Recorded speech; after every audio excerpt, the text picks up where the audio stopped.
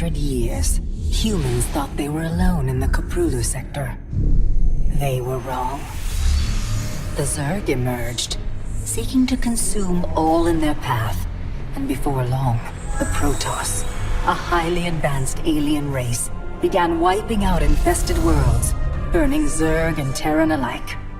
A three-way war, unlike anything humanity had ever faced, erupted almost overnight.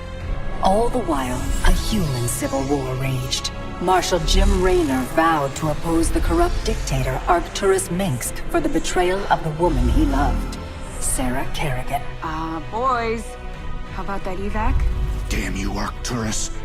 Don't do this. It's done. Helmsman, signal the fleet and take us out of orbit. Now! Kerrigan, a loyal operative, was left to die at the hands of the Zerg. But the Zerg had other plans. They transformed her and unleashed her psionic power upon the Koprulu sector, searching for their real objective, the Protoss homeworld of Ire.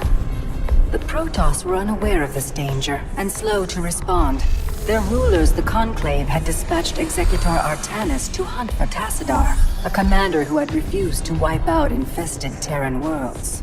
They crossed paths with a Dark Templar mystic whose kind was considered heretics by the Conclave. Through great effort, Zeratul convinced Tassadar and Artanis that he was not their enemy. Together they rallied more Protoss from both factions against the Zerg. Despite the Conclave's fury, they achieved significant victories against the Swarm.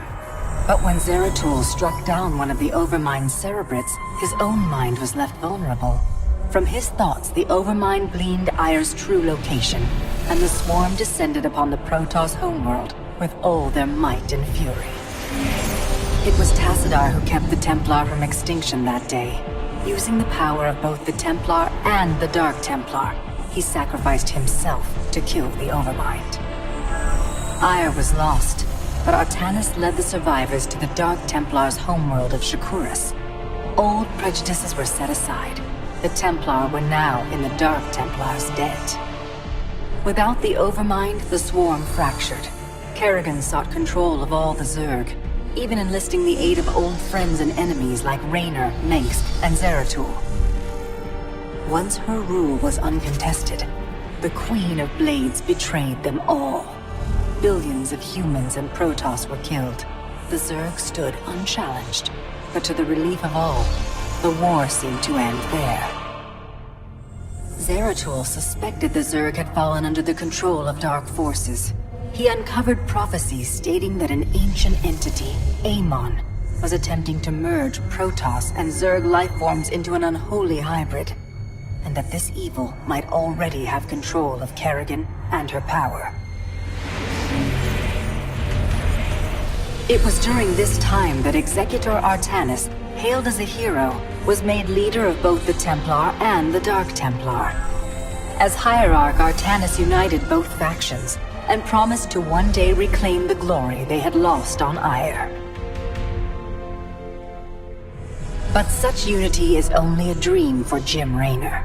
Mengsk still rules, and Raynor's small rebellion has counted for nothing against the Dominion's propaganda machine. Perhaps it is time for a new strategy.